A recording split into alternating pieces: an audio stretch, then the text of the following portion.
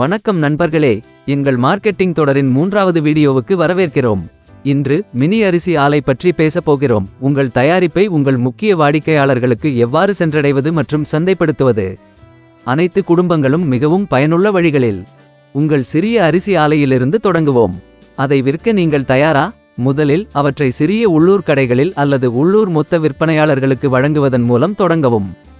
நல்ல ஃபினிஷிங், தரம் பற்றி உற்சாகப்படுத்த வாடிக்கையாளர்களுக்கு இலவச மாதிரிகளை வழங்குங்கள். உங்கள் விலைகள் மற்றும் பேக்கிங் முறையீடு அவர்களுக்கு பொருந்தும் என்பதை உறுதிப்படுத்திக் கொள்ளுங்கள். இந்த அணுகுமுறை குடும்பங்களை புரிந்துகொள்ளவும், உங்கள் அரிசி நல்ல மதிப்புடையதாகவும் கவர்ச்சிகரமானதாகவும் இருப்பதை உறுதிப்படுத்தவும் உதவுகிறது. வழக்கமான வாடிக்கையாளர் தளத்தை உருவாக்கவும், பின்னூட்டத்தின் அடிப்படையில் உங்கள் அரிசியை மேம்படுத்தவும், முன்னேற்றத்திற்கான உங்கள் பலம் மற்றும் பகுதிகளை கண்டறியவும் இது உங்களை அனுமதிக்கிறது. டெலிவரி முக்கியமானது, குறிப்பாக உங்கள் அரிசியை சுத்தமாக வைத்திருக்க. இது வாடிக்கையாளர்களுக்கு ஒரு முக்கிய கவலையாக உள்ளது. உங்கள் விநியோக வழிகளை புத்திசாலித்தனமாக திட்டமிடுங்கள்.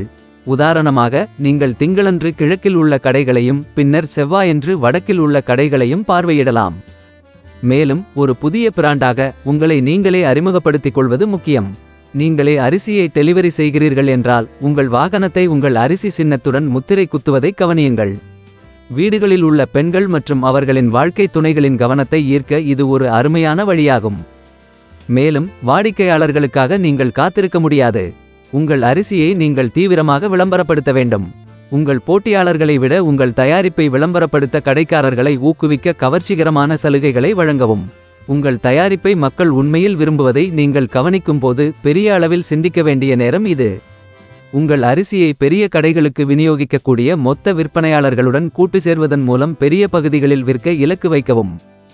ஆனால் இதை படிப்படியாக அணுகவும். மேலும் விரிவாக்க முயற்சிக்கும் முன் நீங்கள் உள்ளூரில் வெற்றிகரமாக இருக்கிறீர்கள் என்பதை உறுதிப்படுத்திக் கொள்ளுங்கள்.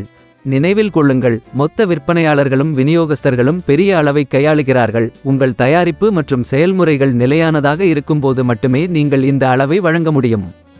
எனவே பிராந்திய மொத்த விற்பனையாளர்கள் மற்றும் விநியோகஸ்தர்களை அணுகுவதற்கு முன்பு உங்களை உள்ளூரில் நிலைநிறுத்த உங்கள் நேரத்தை எடுத்துக்கொள்ளுங்கள்.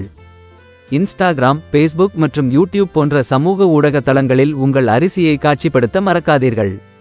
வழக்கமான பதிவுகள், வேடிக்கையான கருத்து கணிப்புகள் மற்றும் போட்டிகள் மூலம் உங்கள் பார்வையாளர்களுடன் ஈடுபடுங்கள். கூகிள் விளம்பரங்கள் அல்லது சமூக ஊடக விளம்பரங்களை பயன்படுத்தி அதிக மக்களை விரைவாக சென்றடைவதையும் நீங்கள் பரிசீலிக்க விரும்பலாம். அரிசி வகைகள் போன்ற அனைத்து குடும்ப உறுப்பினர்களையும் ஈர்க்கும் பிற தயாரிப்புகளுடன் உங்கள் அரிசியை இணைப்பது பற்றி சிந்தியுங்கள். இந்த கவனம் செலுத்தும் உத்திகளால் நீங்கள் ஒரு பொருளை விற்பதை விட அதிகமாக செய்கிறீர்கள். குடும்பங்கள் விரும்பும் ஒரு பிராண்டை நீங்கள் உருவாக்குகிறீர்கள். அரிசியின் அற்புதமான உலகில் நல்ல அதிர்ஷ்டம். பார்த்ததற்கு நன்றி. மேலும் வீடியோக்களுக்கு வியாபர்கோ சேனலுக்கு குழு சேரவும்.